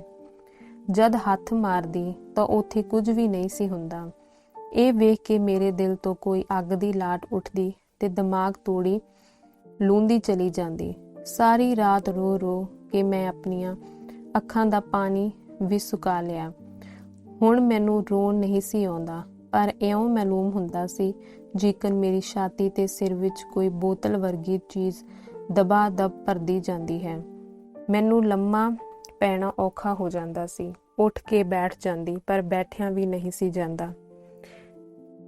ਇਸੇ ਤਰ੍ਹਾਂ ਬਰਾਬਰ ਕਦੇ ਬੈਠਦੀ, ਕਦੇ ਲੰਮੀ ਪੈਂਦੀ, ਕਦੇ ਉੱਠ ਖੜੀ ਹੋ ਜਾਂਦੀ। ਮੈਂ ਚਾਹੁੰਦੀ ਸਾਂ ਕਿ ਮੈਨੂੰ ਬਹੁਤਾ ਸਾਰਾ ਰੋਣ ਆਵੇ ਤੇ ਮੇਰਾ ਦਿਲ ਤੇ ਸਿਰ ਹੌਲਾ ਹੋ ਜਾਵੇ, ਪਰ ਯਤਨ ਕਰਨ ਪਰ ਵੀ ਇੱਕ ਅਥਰੂ ਨਹੀਂ ਸੀ ਡਿੱਗਦਾ। ਪਤੀ ਦਾ ਖਿਆਲ ਕੁਝ ਚਿਰ ਲਈ ਮੇਰੇ ਦਿਲ ਨੂੰ ਭੁੱਲ ਗਿਆ ਤੇ ਕਾਕੇ ਦਾ ਮੋਹ ਮੈਨੂੰ ਪਾਗਲ ਕਰਨ ਲੱਗਾ। ਦਿਨ ਚੜ੍ਹ ਆਇਆ ਤੇ ਮੈਂ ਉੱਠ ਕੇ ਬਾਹਰ ਵੱਲ ਤੁਰੀ। ਮੈਨੂੰ ਰਹਿ ਕੇ ਖਿਆਲ ਆਉਂਦਾ ਸੀ, ਖਬਰੇ ਉਸਨੂੰ ਕਿਸੇ ਚੁੱਕਿਆ ਵੀ ਹੋਣਾ ਕਿ ਨਹੀਂ, ਖਬਰੇ ਕਿਚਰਕ ਤੋੜੀ ਪਿਆ ਰਿਹਾ ਹੋਵੇਗਾ। ਫਿਰ ਸੋਚਦੀ ਸਾਂ, ਨਹੀਂ, ਉਸਦੇ ਰੋਣ ਦੀ ਆਵਾਜ਼ ਸੁਣ ਕੇ ਜ਼ਰੂਰ ਘਰ ਦੇ ਜਾਗ ਪਏ ਹੋਣਗੇ ਤੇ ਉਹਨਾਂ ਨੇ ਸੰਭਾਲ ਲਿਆ ਹੋਵੇਗਾ। ਫਿਰ ਖਿਆਲ ਆਉਂਦਾ, ਖਬਰੇ ਸੁੱਤਾ ਹੀ ਠੰਡ ਨਾਲ ਆਕੜ ਗਿਆ ਹੋਵੇ। ਸੰਤ ਬੋਲੇ। ਉਹ ਮਹਾਤਮਾ ਦੇ ਰੂਪ ਵਿੱਚ ਜਨਾਨੀ ਜਦ ਇਹ ਗੱਲਾਂ ਮੈਨੂੰ ਸੁਣਾ ਰਹੀ ਸੀ, ਉਸ ਵੇਲੇ ਉਸਦੀ ਅਜੀਬ ਹਾਲਤ ਸੀ। ਫਿਰ ਉਸਨੇ ਬੋਲਣਾ ਸ਼ੁਰੂ ਕੀਤਾ। ਮੇਰਾ ਇਹੋ ਦਿਲ ਕਰਦਾ ਸੀ ਕਿ ਇੱਕ ਵਾਰੀ ਕਿਸੇ ਬਹਾਨੇ ਉਹਨਾਂ ਦੇ ਘਰ ਜਾ ਕੇ ਮੁੰਡੇ ਨੂੰ ਵੇਖ ਤਾਵਾਂ।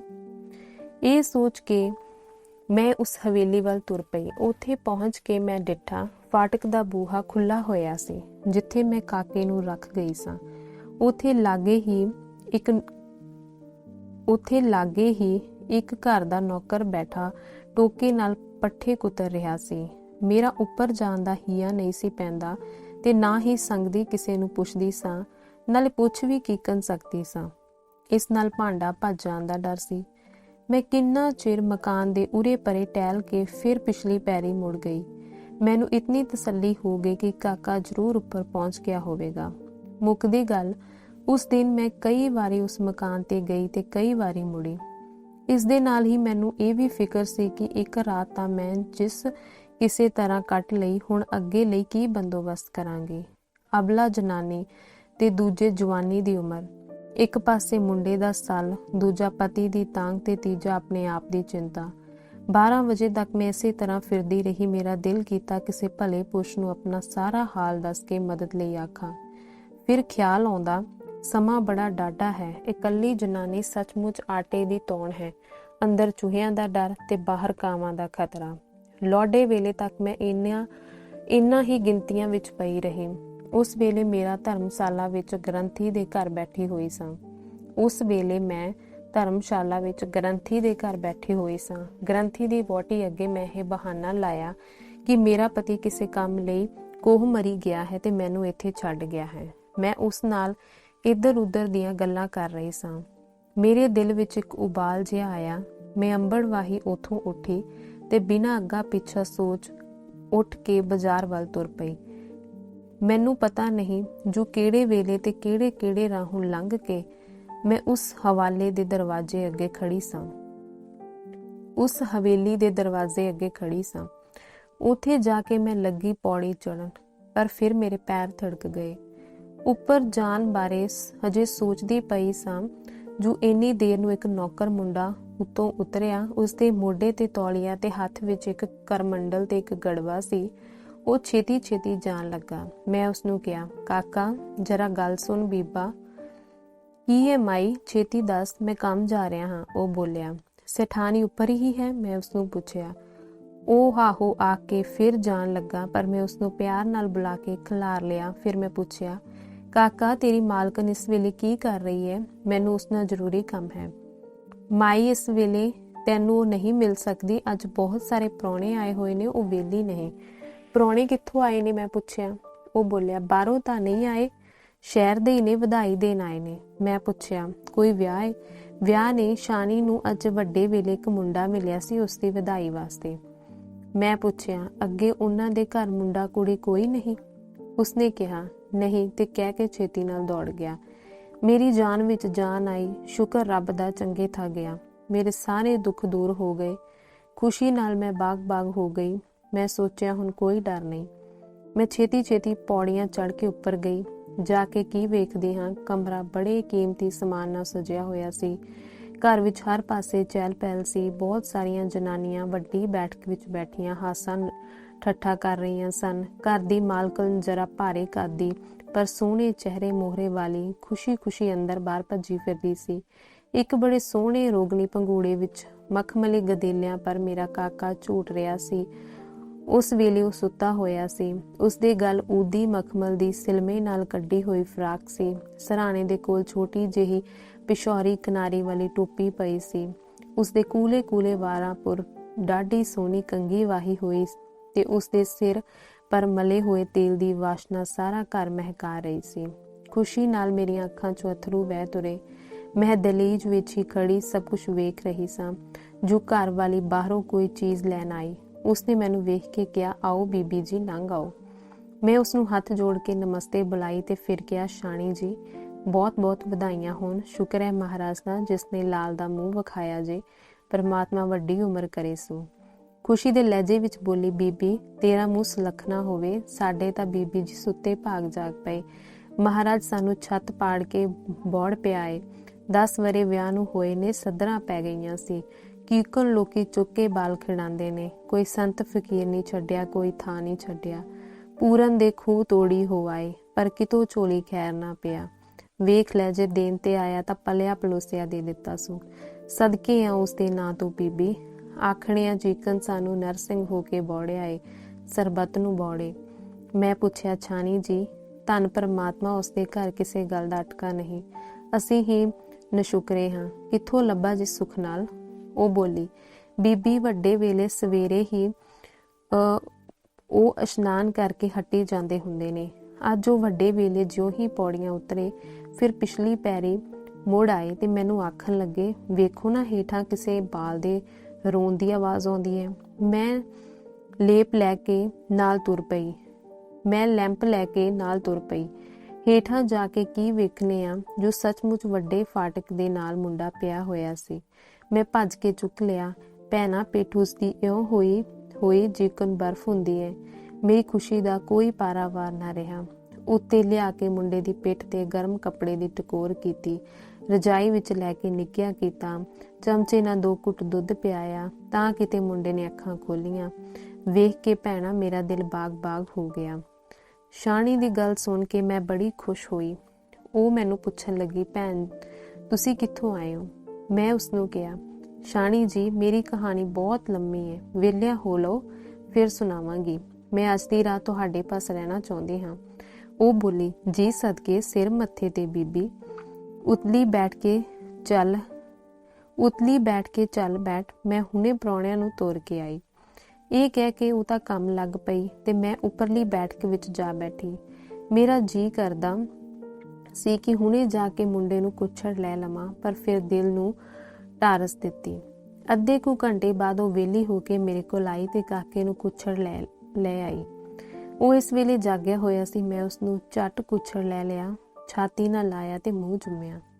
ਉਸ ਵੇਲੇ ਮੈਨੂੰ ਇੱਕ ਹੋਰ ਫਿਕਰ ਪੈ ਗਿਆ, ਜੋ ਕਿਤੇ ਪੋਲ ਖੁੱਲ ਨਾ ਜਾਵੇ, ਕਿਉਂਕਿ ਇੱਕ ਤਾਂ ਮੇਰੇ ਅਥਰੂ ਨਹੀਂ ਸਨ ਸੁੱਕਦੇ, ਦੂਜੇ ਮੇਰੇ ਥਣਾਂ ਚੋਂ ਦਬਾ ਦਬ ਦੁੱਧ ਵਗਣ ਲੱਗ ਪਿਆ। ਮੇਰੀ ਸਾਰੀ ਕਮੀਜ਼ ਗਿੱਲੀ ਹੋ ਗਈ। ਮੈਂ ਮੂੰਹ ਦੂਜੇ ਪਾਸੇ ਕਰਕੇ ਬਾਹਾਂ ਨਾਲ ਅੱਖਾਂ ਪੂੰਝੀਆਂ ਤੇ ਫਿਰ ਬੋਲੀ, ਹੈ ਸ਼ੈਤਾਨ ਮੁੰਡਿਆ, ਮੇਰੇ ਉੱਤੇ ਹੀ ਮੂਤਣਾ ਸੀ। ਇਸ ਤਰ੍ਹਾਂ ਬਹਾਨਾ ਬਣਾ ਕੇ ਮੈਂ ਆਪਣਾ ਪਰਦਾ ਢੱਕਿਆ। ਸ਼ਾਨੀ ਨੇ ਜਦ ਮੇਰੀ ਗਿੱਲੀ ਕਮੀਜ਼ ਵੇਖੀ ਤਾਂ ਬਨੌਟੀ ਗੁੱਸੇ ਨਾਲ ਮੁੰਡੇ ਦੀਆਂ ਗੱਲਾਂ ਪੁੱਟ ਕੇ ਬੋਲੀ, ਕੁੱਤਿਆ, ਇਹੋ ਹੀ ਨਾਮ ਦੇਣਾ ਸੀ? ਵੇਖਾਂ ਮੂਤਰ ਕੇ ਉਹਦੇ ਕੱਪੜੇ ਨਾਸ ਕਰ ਛੱਡੇ।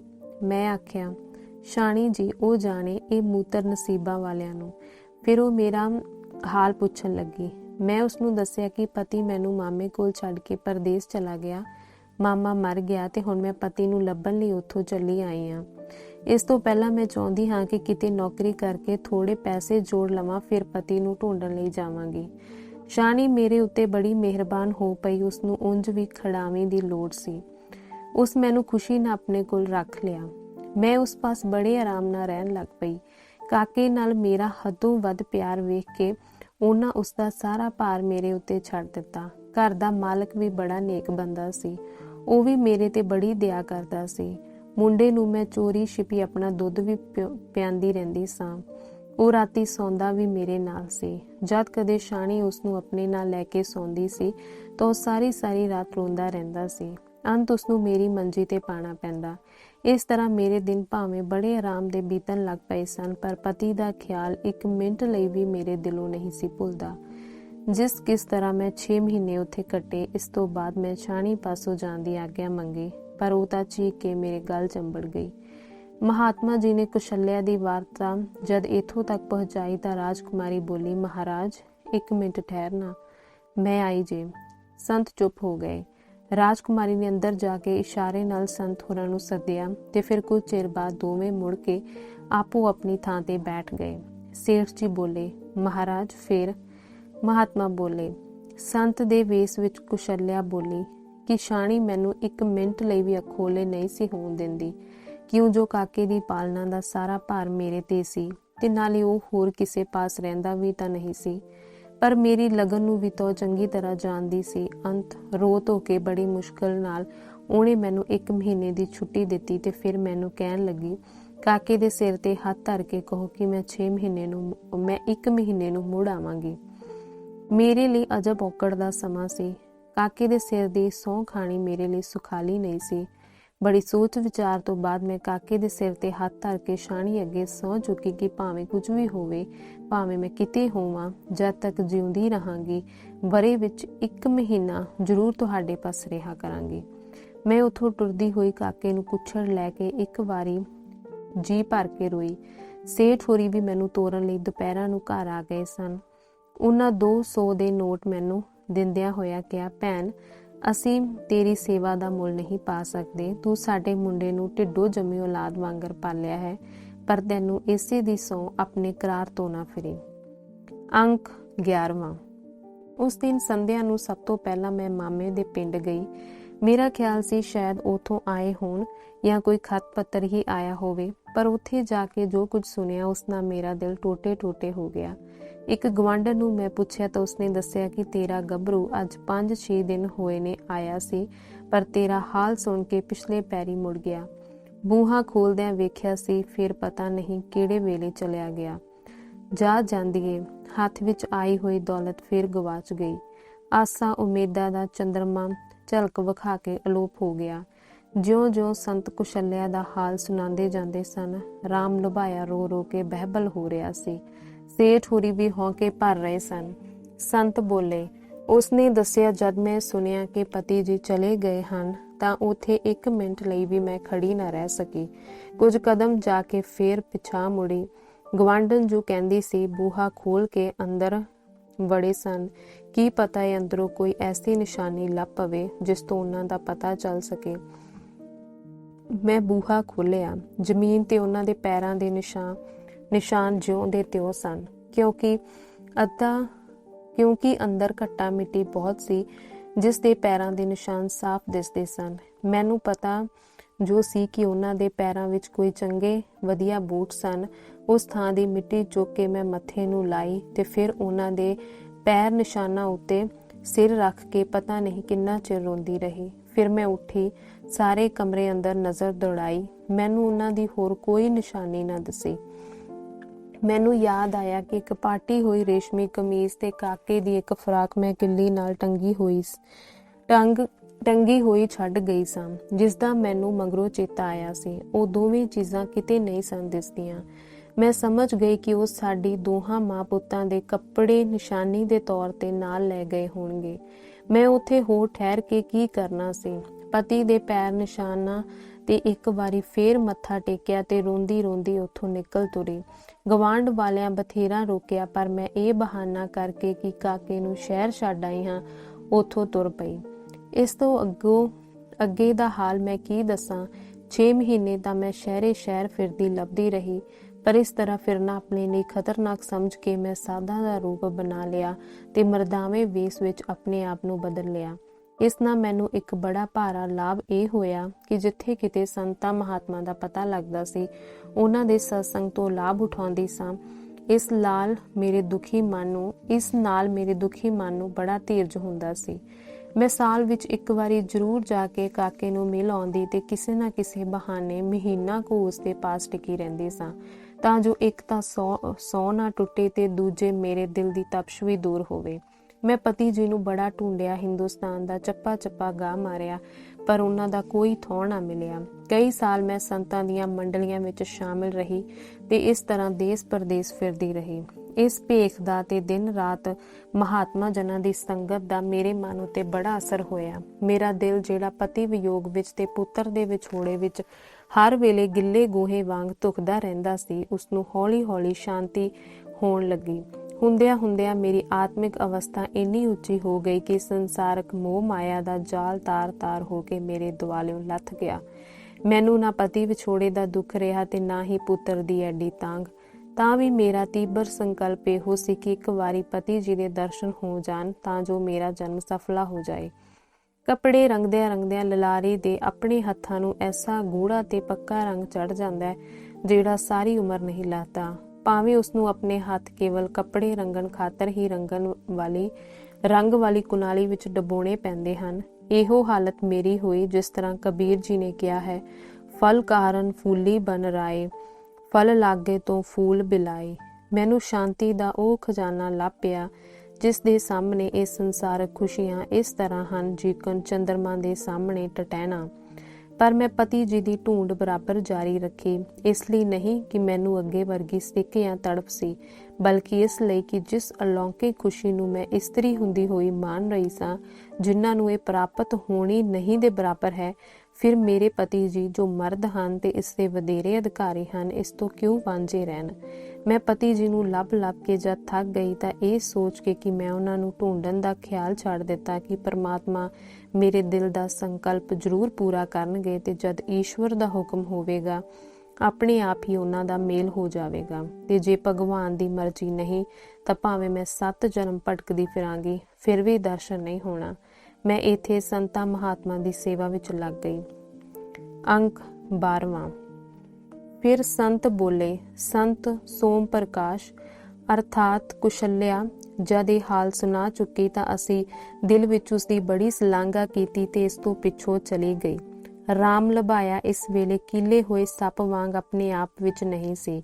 ਉਸ ਉੱਤੇ ਐਸੀ ਵਿਸਮਾਦੀ ਹਾਲਤ ਛਾਈ ਹੋਈ ਸੀ ਕਿ ਕੁਝ ਚਿਰ ਲਈ ਉਸਦੇ ਹੋਸ਼ ਹਵਾਸ ਉਸਨੂੰ ਜਵਾਬ ਦੇ ਗਏ ਸਨ। ਉਹ ਬੜੀ ਮੁਸ਼ਕਲ ਨਾਲ ਸੰਤਾਂ ਪਾਸੋਂ ਕੁਝ ਪੁੱਛਣ ਹੀ ਲੱਗਾ ਸੀ ਕਿ ਉਸ ਤੋਂ ਪਹਿਲਾਂ ਹੀ ਰਾਜਕੁਮਾਰੀ ਬੋਲੀ, ਮਹਾਰਾਜ, ਤੁਸੀਂ ਕਹਿੰਦੇ ਹੋ ਕੁਸ਼ਲਿਆ ਕਹਿੰਦੀ ਸੀ ਕਿ ਮੈਂ 2 ਵਰੇ ਕਾਕੇ ਨੂੰ ਮਿਲ ਜਾਂਦੀ ਹੁੰਦੀ ਹਾਂ। ਮਾਲੂਮ ਹੁੰਦਾ ਹੈ ਕਿ ਇਹ ਉਸਨੇ ਝੂਠ ਬੋਲਿਆ ਸੀ। ਉਹ ਤਾਂ ਬੜੀ ਝੂਠੀ ਨਿਕਲੀ। ਜਿਉਂ ਗਈ ਮੁੜ ਕੇ ਅੱਜ 15 ਸਾਲ ਹੋਏ ਨੇ ਉਸਦੀ ਸ਼ਕਲ ਹੀ ਨਹੀਂ ਵੇਖੀ। ਉਦੋਂ ਮਨੋਹਰ ਵਰੇ ਦਾ ਸੀ ਤੇ ਹੁਣ ਸੁੱਖ ਨਾਲ 15 ਵਰਿਆਂ ਦਾ ਏ। ਉਹ ਇਸਦੀ ਮਾਂ ਸੀ। ਰਾਜਕੁਮਾਰੀ ਦੀ ਗੱਲ ਸੁਣ ਕੇ ਰਾਮ ਲਭਾਏ ਦੀ ਹਾਲਤ ਹੋਰ ਵੀ ਅਜੀਬ ਹੋ ਗਈ। ਉਹ ਅੱਖਾਂ ਪਾੜ ਕੇ ਰਾਜਕੁਮਾਰੀ ਤੇ ਮਨੋਹਰ ਵੱਲ ਤੱਕਦਾ ਹੋਇਆ ਬੋਲਿਆ, ਹੈਂ ਮਨੋਹਰ, ਮੇਰਾ ਮਨੋਹਰ। ਇੰਨਾ ਕਹਿ ਕੇ ਉਹ ਪਾਗਲਾਂ ਵਾਂਗ ਉੱਠਿਆ, ਪਰ ਫਿਰ ਉਸਦੇ ਦਿਲ ਵਿੱਚ ਪਤਾ ਨਹੀਂ ਕੀ ਆਇਆ ਕਿ ਉੱਥੇ ਹੀ ਬੈਠ ਗਿਆ। ਇਸ ਵੇਲੇ ਉਸਦੀਆਂ ਅੱਖਾਂ ਪੱਥਰ ਦੀਆਂ ਜਾਪਦੀਆਂ ਸਨ। ਸੇਠ ਹੋਰੀ ਹੁਣ ਤੱਕ ਚੁੱਪ ਸਨ। ਉਹ ਇੱਕ ਜ਼ੋਰ ਦਾ ਕੈਂਕਾ ਮਾਰ ਕੇ ਰਾਜਕੁਮਾਰੀ ਨੂੰ ਹੱਸਦੇ ਕਹਿਣ ਲੱਗੇ, ਓਹੋ ਮੇਰਿਆ ਰੱਬਾ, ਇਹ ਤਾਂ ਅਜਬ ਮੇਲ ਮਿਲਿਆ। ਤੂੰ ਕਹਿੰਦੀ ਏ ਕਿ ਮਨੋਹਰ ਕੁਸ਼ਲਿਆ ਦਾ ਪੁੱਤਰ ਹੈ, ਪਰ ਤੈਨੂੰ ਇਤਨੀ ਸਮਝ ਨਹੀਂ ਆਈ ਕਿ ਮਨੋਹਰ ਨਿਰਾ ਕੁਸ਼ਲਿਆ ਦਾ ਹੀ ਪੁੱਤਰ ਨਹੀਂ, ਬਲਕਿ ਇਹਨਾਂ ਦਾ ਵੀ ਪੁੱਤਰ ਹੈ। ਹੁਣ ਰਾਮ ਲੁਭਾਏ ਲਈ ਬੈਠੇ ਰਹਿਣਾ ਔਖਾ ਹੋ ਗਿਆ। ਉਸਨੇ ਛੇਤੀ ਨਾਲ ਅਗਾਂਹ ਹੋ ਕੇ ਮਨੋਹਰ ਨੂੰ ਜੱਫੀ ਪਾ ਲਈ। ਮਨੋਹਰ ਭਾਵੇਂ ਇਸ ਨੂੰ ਇੱਕ ਓਪਰਾ ਆਦਮੀ ਸਮਝ ਚੁੱਕਾ ਸੀ, ਪਰ ਕਹਾਣੀ ਦੀਆਂ ਕੁੰਡੀਆਂ ਜੋੜ ਕੇ ਜਿਹੜੀ ਸੰਗਲੀ ਬਣ ਗਈ ਸੀ ਉਸਨੂੰ ਉਹ ਚੰਗੀ ਤਰ੍ਹਾਂ ਸਮਝ ਗਿਆ ਸੀ। ਉਸਦਾ ਪਤਾ ਨਹੀਂ ਕਦੋਂ ਦਾ ਸੁੱਤਾ ਹੋਇਆ ਮੋਹ ਜਾਗ ਉੱਠਿਆ। ਰਾਮ ਲੁਭਾਇਆ ਤਾਂ ਉਸਨੂੰ ਸੀਨੇ ਨਾਲ ਲਾ ਕੇ ਰੋ ਹੀ ਰਿਹਾ ਸੀ, ਪਰ ਮਨੋਹਰ ਸ਼ਾਇਦ ਆਪਣੀ ਸਾਰੀ ਉਮਰ ਵਿੱਚ ਇਤਨਾ ਕਦੇ ਨਹੀਂ ਸੀ ਰੋਇਆ ਜਿੰਨਾ ਅੱਜ। ਰਾਮ ਲੁਭਾਏ ਨੇ ਅੱਜ 15 ਵਰ੍ਹਿਆਂ ਪਿੱਛੋਂ ਪੁੱਤਰ ਦਾ ਮੂੰਹ ਡਿੱਠਾ। ਉਹ ਹਜੇ ਪਤਾ ਨਹੀਂ ਹੋਰ ਕਿੰਨਾ ਕੁ ਚਿਰ ਇਸੇ ਹਾਲਤ ਵਿੱਚ ਰਹਿੰਦਾ, ਪਰ ਇਸ ਕਾਹਲੀ ਨਾਲ ਕਿ ਸੰਤਾਂ ਪਾਸੋਂ ਕੁਸ਼ਲਿਆ ਦਾ ਪਤਾ ਪੁੱਛੇ ਮਨੋਹਰ ਨੂੰ ਛੱਡ ਕੇ ਉਸਨੇ ਸੰਤਾਂ ਵੱਲ ਮੂੰਹ ਕੀਤਾ। ਜਿਸ ਵੇਲੇ ਮਨੋਹਰ ਤੇ ਰਾਮ ਲੁਭਾਇਆ ਗੱਲ ਲੱਗ ਕੇ ਰੋ ਰਹੇ ਸਨ, ਉਸ ਵੇਲੇ ਸੇਠ ਤੇ ਸਠਾਣੀ ਦਾ ਧਿਆਨ ਵੀ ਸੰਤਾਂ ਵੱਲੋਂ ਹਟ ਕੇ ਇੱਧਰ ਹੋ ਗਿਆ ਸੀ। ਜਿਉਂ ਹੀ ਰਾਮ ਲੁਭਾਏ ਨੇ ਸੰਤਾਂ ਵੱਲ ਮੂੰਹ ਮੋੜਿਆ, ਨਾਲ ਹੀ ਤਿੰਨਾਂ ਨੇ ਵੀ ਤੱਕਿਆ। ਓਹੋ, ਇੱਥੇ ਤਾਂ ਖੇਡ ਹੀ ਹੋਰ ਬਣੀ ਪਈ ਸੀ। ਇੱਥੇ ਤੇ ਸੋਮ ਪ੍ਰਕਾਸ਼ ਜੀ ਨਹੀਂ ਕੁਸ਼ਲਿਆ ਸੀ।